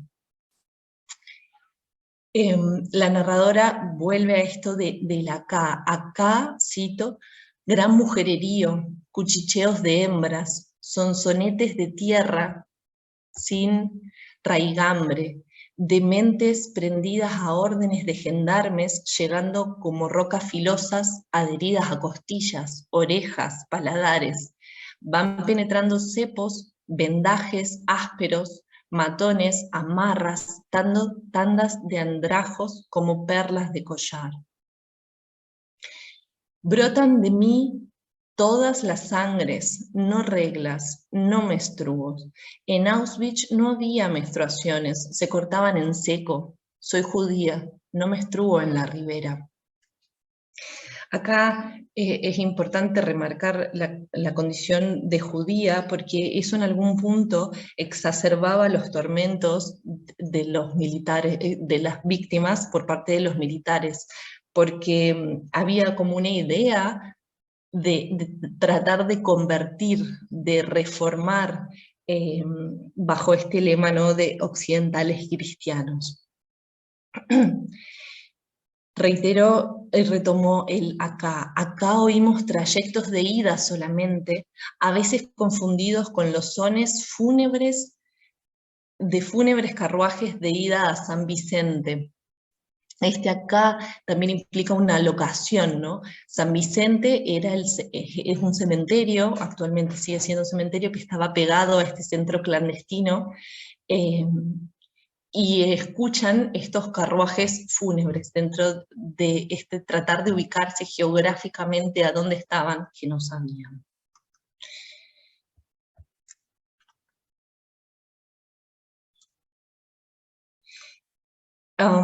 Sobre los límites del lenguaje, María Paulinelli, profesora emérita de la Universidad Nacional de Córdoba, de la Cátedra de Movimientos Estéticos y Cultura Argentina de la Facultad de Comunicación, quien estudia y trabaja memoria y temporalidades, nos habla de los límites del lenguaje. Paulinelli señala entonces la importancia de este texto, procedimiento, que inaugura dentro de la literatura de Córdoba la construcción del acontecimiento sobre situaciones límites, no ya desde la secuencialidad que provee la comprensión lógica del acontecimiento, sino desde la imposibilidad de hablar de lo que está más allá de la condición humana. Documenta la incapacidad del lenguaje para expresar al hombre en situaciones límites. De allí la experiencia de relatar contra los límites de la representación, más aún contra los límites del lenguaje.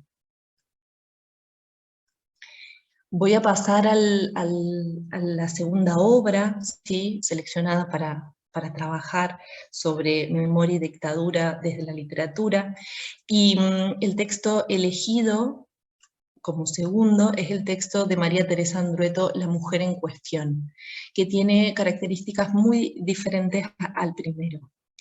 La mujer en cuestión es un texto narrativo escrito en un formato de informe.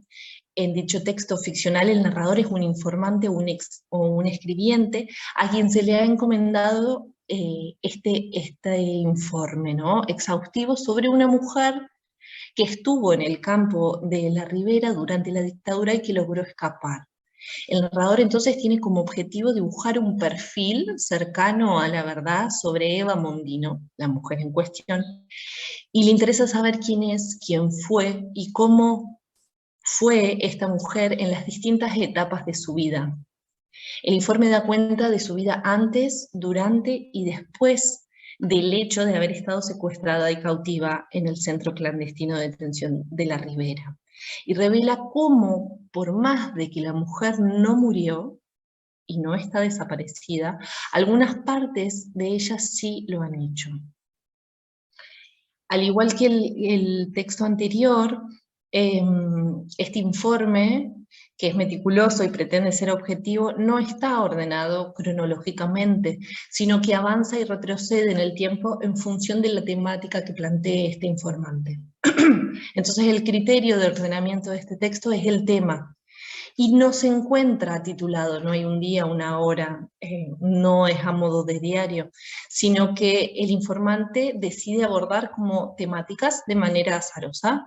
Por ejemplo, comienza con las características físicas, los trabajos que se desempeñó antes de la dictadura, luego de la dictadura, las distintas actividades que desarrollaba, su militancia política, su vínculo con amigos y amigas, parejas, marido, gustos personales respecto a hábitos, costumbres e inclusive vida sexual. El informe incluye testimonios de los familiares y amigos de Eva, y sobre el final del relato aparece la voz de Eva. Los testimonios recuperados de las personas relacionadas a Eva intentan dotar a este informe de cierta objetividad, para lo cual el informante cita fuentes de manera textual e incluye múltiples notas aclaratorias incorporadas al cuerpo del texto, no solamente, y solamente en escasas ocasiones pareciera brindar opiniones subjetivas y las marca, ¿no?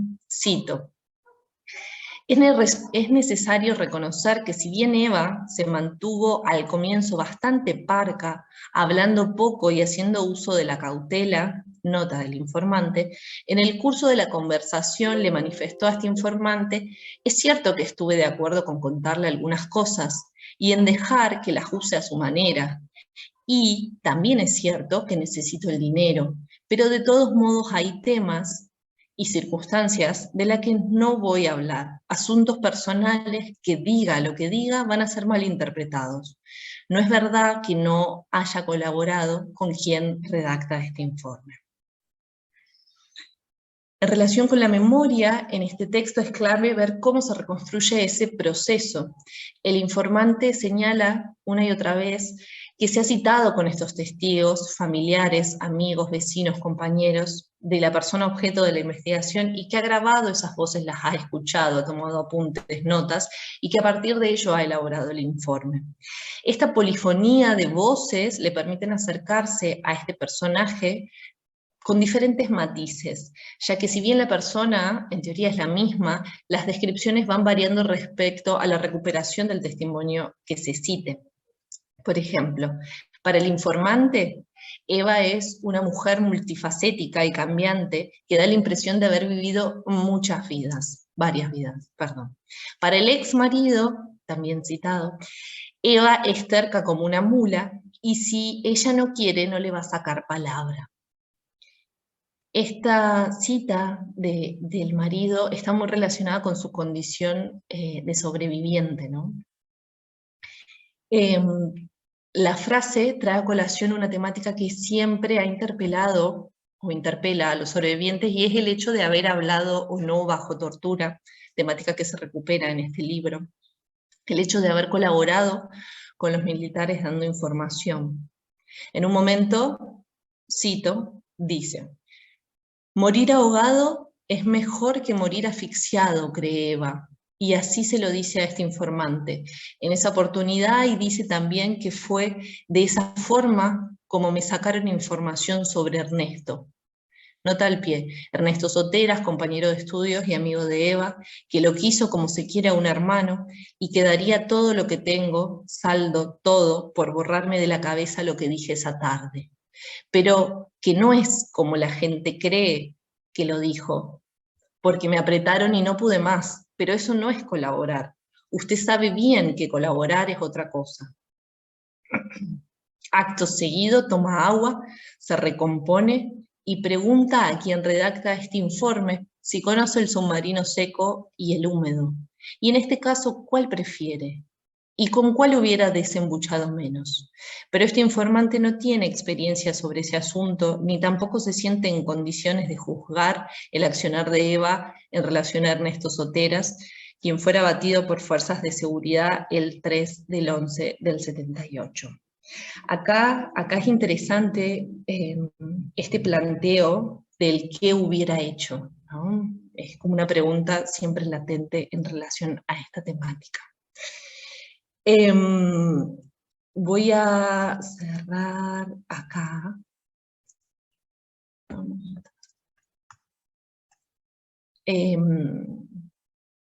Voy a cerrar acá la parte de Andrueto y también esta pequeña presentación.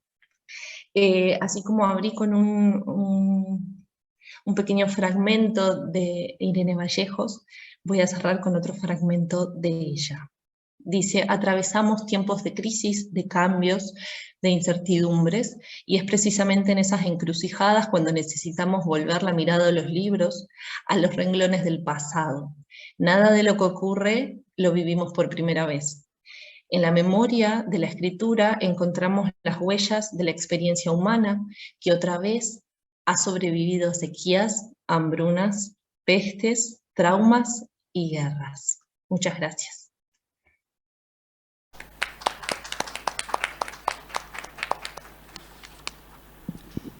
Bien. Hola, hola. Sí. Bueno, muchas gracias, Virginia. Entonces, pasamos a escuchar la segunda ponencia de esta mesa y luego sí pasamos a entrar en diálogo o realizar preguntas para las exposiciones de esta mesa. Adelante entonces Nora, a quien habíamos presentado en principio con su ponencia Lo que el cuerpo grita, un recorrido por la memoria sensorial en 2 novelas latinoamericanas, Otro lugar de Elena Bossi y La sangre de la aurora de Claudia Salazar Jiménez.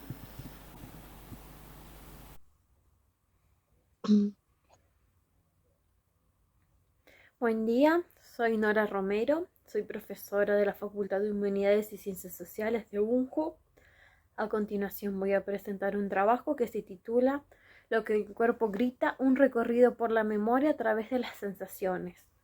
Este es un trabajo de investigación en 2 novelas. Una es Otro lugar de Elena Bossi y la otra es La sangre de la aurora de Claudia Salazar Jiménez. El siguiente trabajo pertenece a un proyecto de investigación en el cual analizo la figura de la heredera. ¿Y quién es la heredera? La heredera es aquella mujer, aquella hija, última integrante de una genealogía femenina, cuyas antecesoras atravesaron situaciones de violencia.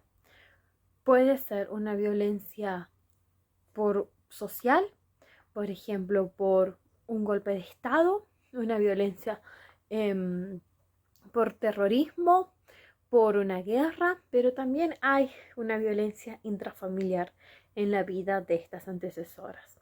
Ahora bien, sabemos que la violencia no desaparece, sino que deja severas consecuencias que se van a exteriorizar a través de múltiples factores, por ejemplo, a través de una lengua dañada, a través de recuerdos fragmentados, de una memoria fragmentada, a través de silencios.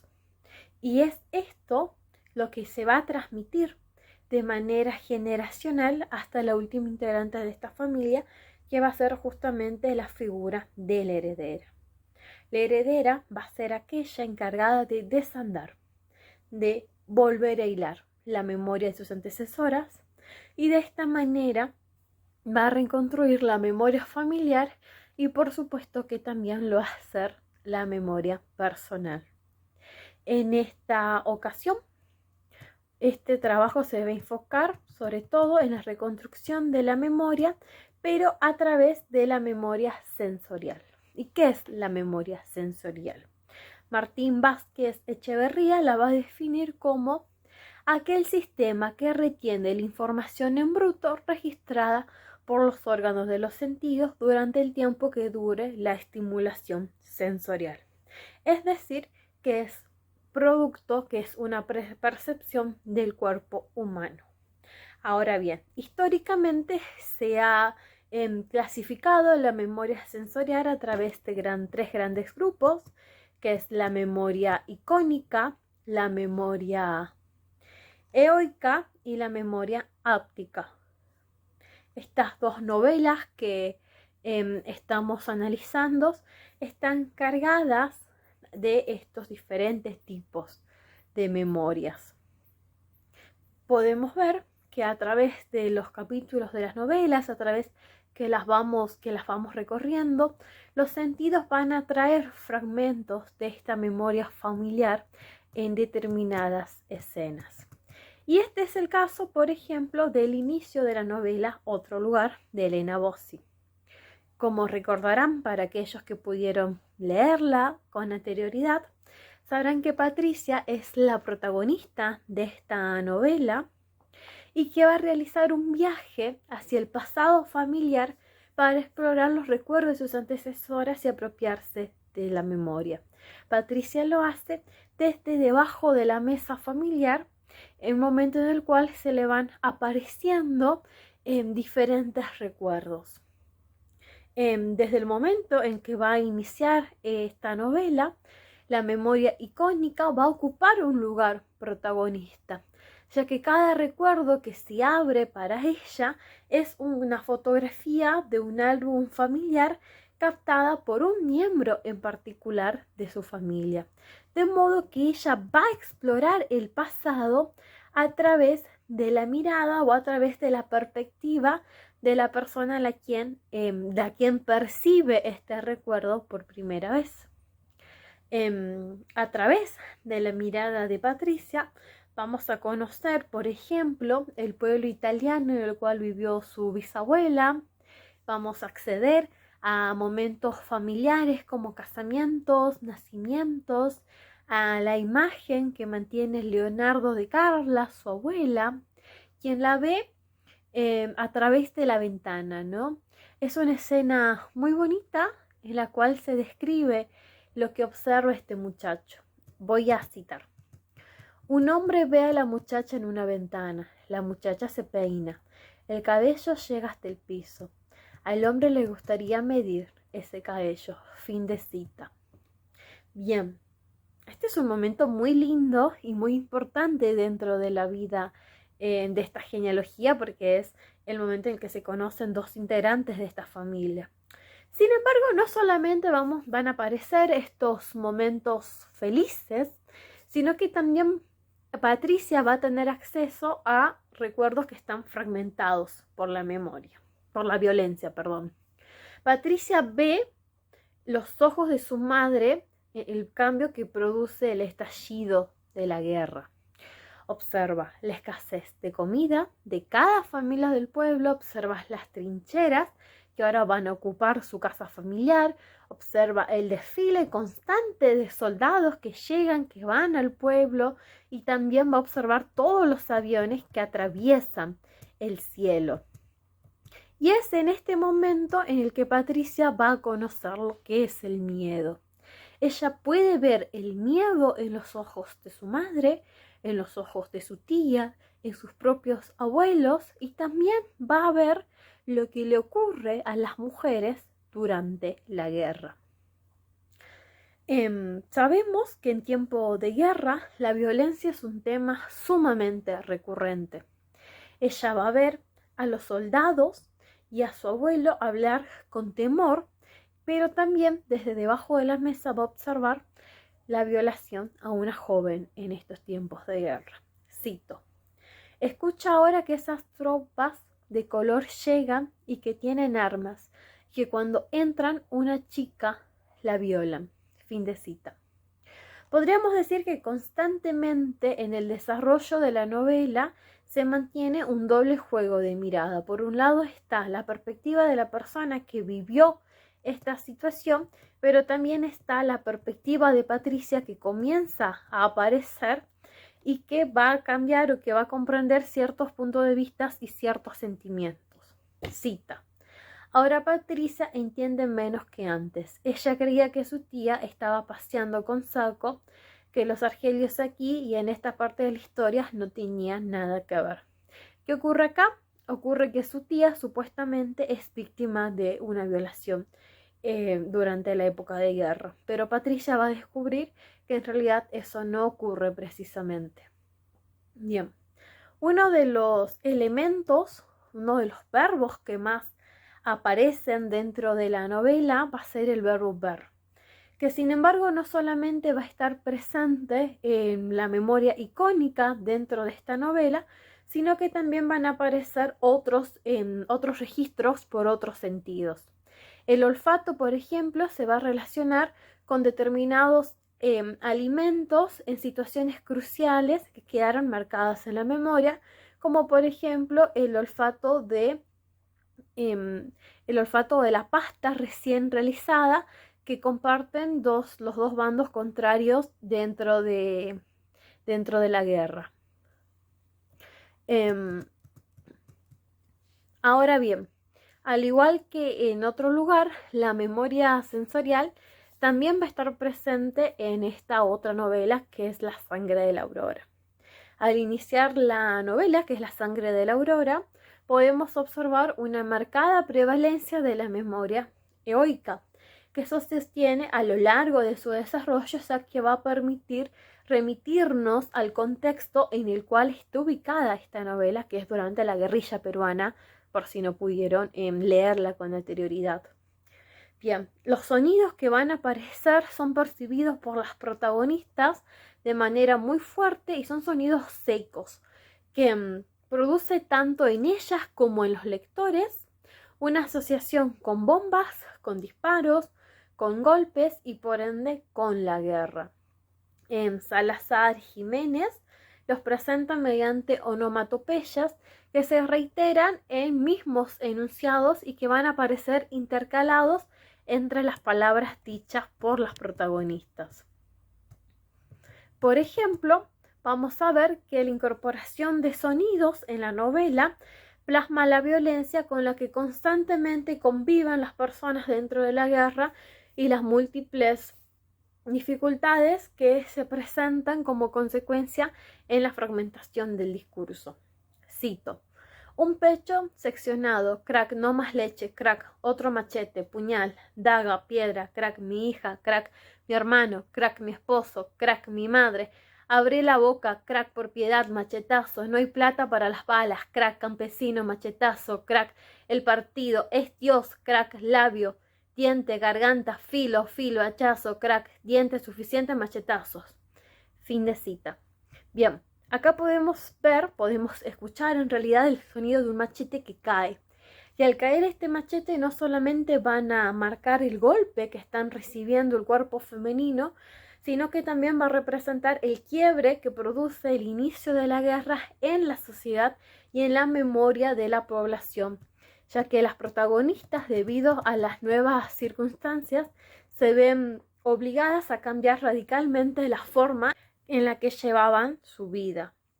Por ejemplo, podemos recordar que Marcela deja atrás su hija y su vida de clase media. Melanie abandona su estabilidad social para involucrarse en una investigación y Modesta es arrasada por la guerrilla.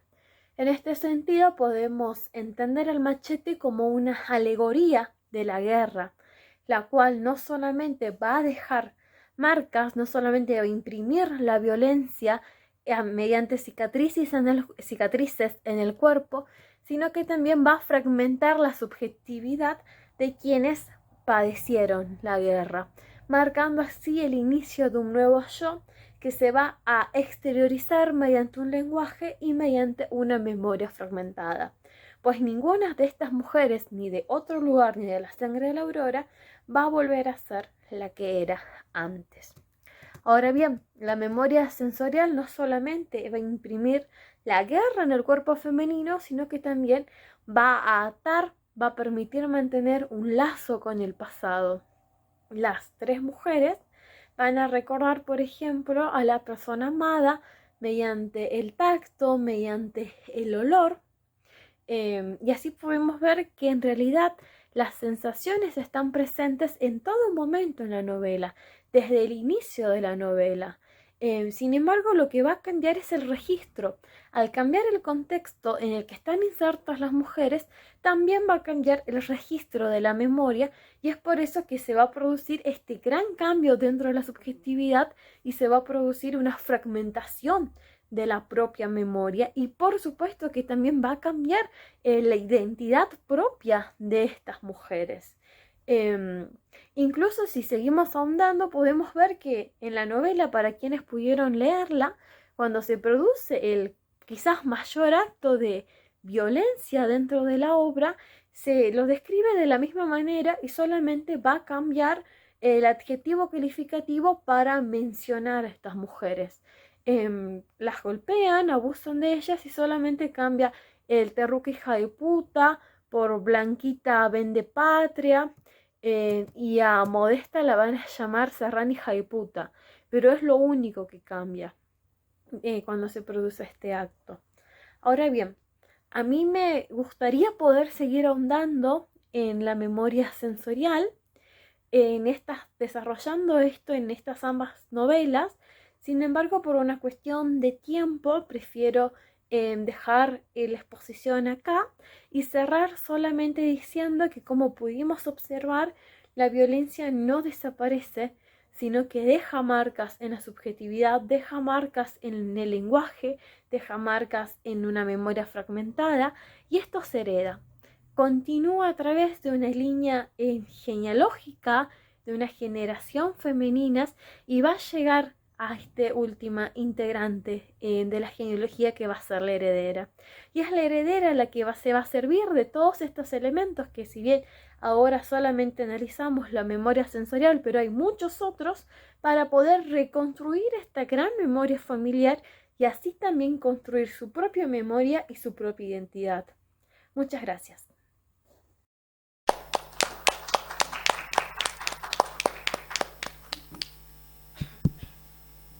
Bueno, muchísimas gracias María Virginia y Nora. Muchísimas gracias por estas ponencias tan en diálogo, bueno, y casi literal aludiendo a la cuestión auditiva. Mi pregunta va a ir un poco por ese lado de lo sensorial, pero primero quería abrir el diálogo a ver si surgía alguna pregunta aquí en la sala presente. Sí, adelante, Clara. Te damos el micrófono.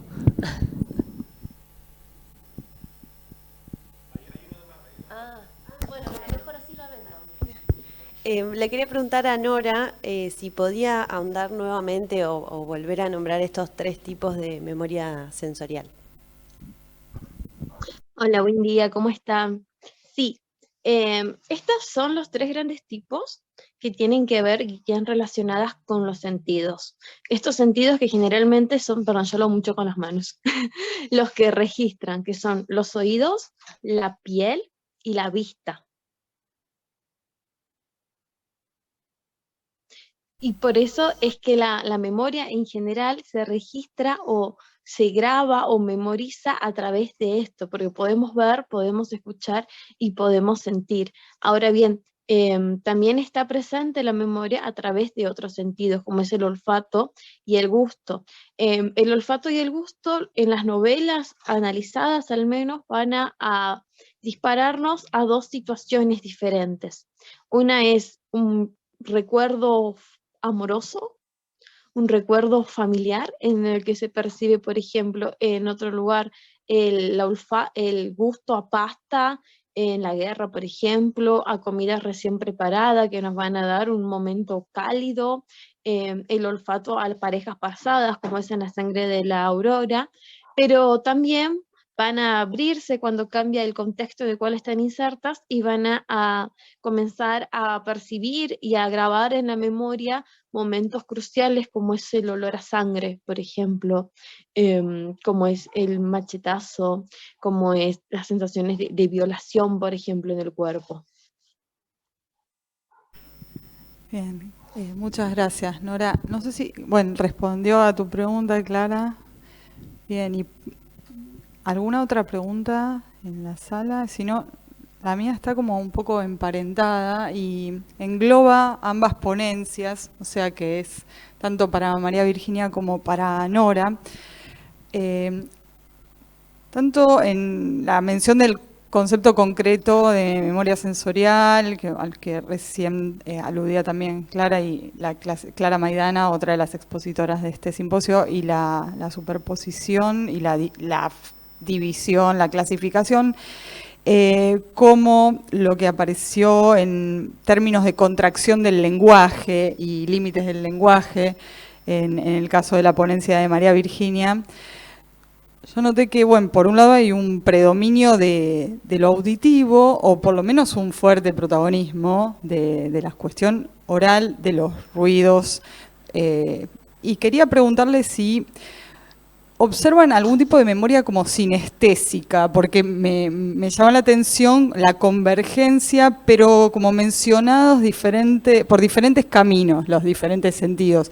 Si notan alguna compenetración a través de la cual la letra escrita se funde verdaderamente, o hay como distritos o compartimentos estancos y bien diferentes, bien marcados, en donde irrumpe lo auditivo y de repente es como que la letra calla, es como que queda en otro distrito, porque me parece muy enriquecedor en ambos abordajes, en ambas ponencias, esa convivencia, pero no sé hasta qué punto lo han notado imbricados, y no sé si existe algo tal como una memoria sinestésica, es decir, ella que funda todo eso, pero les pregunto también por el lado de la representación de lo traumático, si creen que en las instancias más traumáticas predomina, por ejemplo, lo auditivo, es como lo más fuerte, o si hay como una convivencia, o si se tapan, o si hay una competencia de diferentes sentidos. ¿Cómo lo notan eso en los textos literarios? Que, por cierto, dan cuenta de textos literarios muy, muy ricos en diferentes como dimensiones, ¿no? Que van mucho más allá de lo bidimensional de la letra escrita. Quien quiera empezar, no sé. Bueno, perdón. A mí me llamó mucho la atención cuando escuchaba justamente a María Eugenia, de hecho le quería hacer un comentario, y es que su propuesta es muy similar, por ejemplo, tiene muchas vertientes con la obra que yo analizo, que es La sangre de la aurora. Ella mencionaba justamente los momentos en los que el cuerpo femenino es sometido y el reflejo o lo que se conserva de esta tortura, la manera en la que se va a expresar en esta lengua escrita, en esta lengua dañada justamente, que es muy similar o prácticamente igual a las novelas que yo analizo. Estas dos novelas que yo analicé es Otro lugar y La sangre de la aurora. La diferencia es que una la vivencia en una primera persona y en ese momento la está narrando, y la otra es la heredera que narra y que busca tiempo después.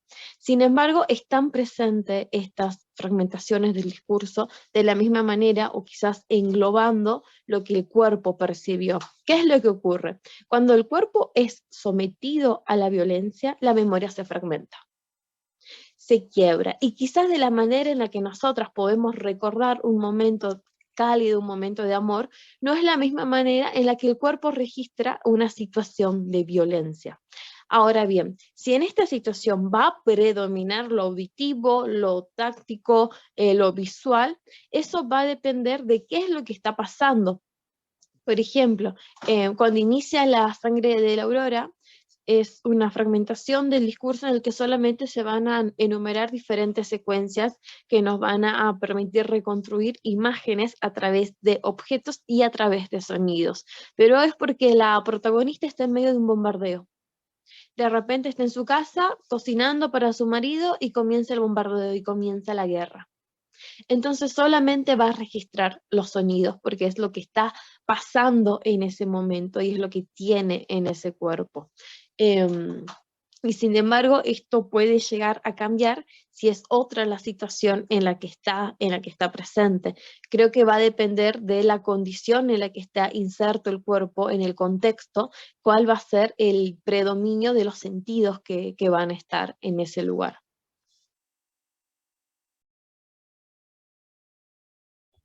También era la pregunta, María Virginia, y retomando también, por ejemplo, las imágenes tan fuertes, los sonidos del cementerio, ¿no? En tratar de escuchar, bueno, la misma pregunta, inquietud. Sí, me gustaría decir que este texto tiene esa tensión en su origen de ficción no ficción, ¿no? Al ser la autora víctima, ¿no? este proceso, ¿no?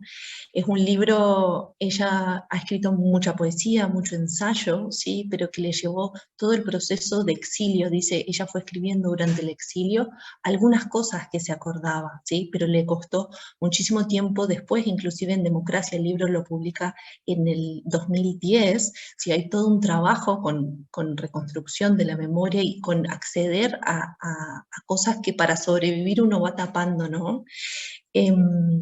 Voy a citar un pequeño fragmento de ella. Dice, delicados rumores y murmullos recóndidos, recuerdos sobreviven a murallas, borraduras, barreras ominosas de amnesia. Pensar duele. Después de sortear cada descarga, pensar, rememorar, soldar un cuerpo a otro, tercer cuerpo, de espuma, de jabones y de frío. Ablándame esas tres. Agitaciones bruscas anuncian inmediatos y rápidos asaltos a vigilias. Semisueños ateriados no dejan de anegar en brutos rincones de rancio aroma familiar. Es decir, hay en procedimiento una gran apelación a los sentidos, como decía Nora, a los sonidos, ¿sí? Y a lo sensitivo en relación a cómo está la piel, a lo que va sintiendo, ¿no? Y hay un juego, un pasaje, todo el tiempo de corte, ¿no?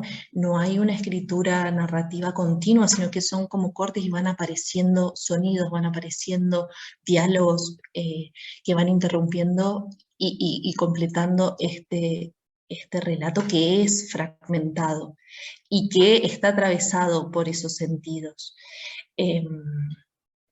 Eso, no sé si respondo a la pregunta. Perdón, para sumar muy brevemente a lo que recién exponía, la fragmentación de la lengua, la fragmentación del discurso es una marca, es una manera de exponer y de visualizar la violencia que se vivió. En primer lugar, porque así lo registró el cuerpo, así lo registró la memoria. Es un cuerpo que se apaga por momentos, un cuerpo que no recuerda, un cuerpo que salió completamente de su lugar común, de la calidad, de la comodidad, de su rutina, y es sometido a una violencia extrema. Y el mismo cuerpo va a reaccionar de esa manera. Y si el cuerpo reacciona de esa manera, prendiéndose y apagándose, registrando por parpadeos, de hecho hay un texto que habla acerca de la retórica del parpadeo, que asimila esto de recordar por momentos, de recordar una escena y ya no recordarla nunca más, o de recordar eso y no saber qué pasó alrededor, pero que es propio de la situación, porque si el cuerpo percibe así, la memoria también va a percibir lo mismo. La propia memoria que va a reconstruir lo que este cuerpo sintió va a estar completamente fragmentada, y al menos en lo que estoy trabajando, que es la figura de la heredera, es como una generación posterior va a reconstruir o intentar reconstruir a través de esta fragmentación de la memoria, a través de la fragmentación del discurso, la fragmentación de imágenes, de objetos muchas veces, y por supuesto de intentar reconstruir o entender o hilar lo que este cuerpo sometido a violencia extrema también sintió y registró. Muchísimas gracias a ambas por las respuestas y por las ampliaciones, y seguramente es un tema tan complejo y tan profundo que creo que va a tener una continuidad, y procuraremos que en alguna instancia de publicación o veremos los canales como para que podamos seguir ahondando en ello. Y bueno, volvemos a agradecer tanto a el expositor y las expositoras de la mesa 1 y de la mesa 2, que nos están acompañando, dos de ellas desde España, desde Buenos Aires, desde Córdoba y desde Jujuy. Y aquí en Mar del Plata vamos a hacer una pausita de unos 15 minutos para tomar, o 15-20 minutos para tomar un café y seguir adelante con el simposio, que tiene varias horas por delante. pero las invito, y invito, Mariano, y a quienes estén escuchando, que sigan a través del canal de YouTube correspondiente a la Sala Topacio, si es que les resulta posible, el desarrollo del simposio, y pueden intervenir quizás a través del chat o quizás por WhatsApp, a mi WhatsApp quizás, pero vamos a estar atentas. Virginia aquí va a estar con el chat de YouTube y en otro tipo de fragmentariedad, por supuesto, pero procuraremos seguir en diálogo. Entonces damos un nuevo aplauso a los expositores de las primeras mesas y hacemos una pausa hasta 10:30. Muchas gracias. Gracias, hasta luego. Gracias. Muchas gracias. Muchísimas gracias.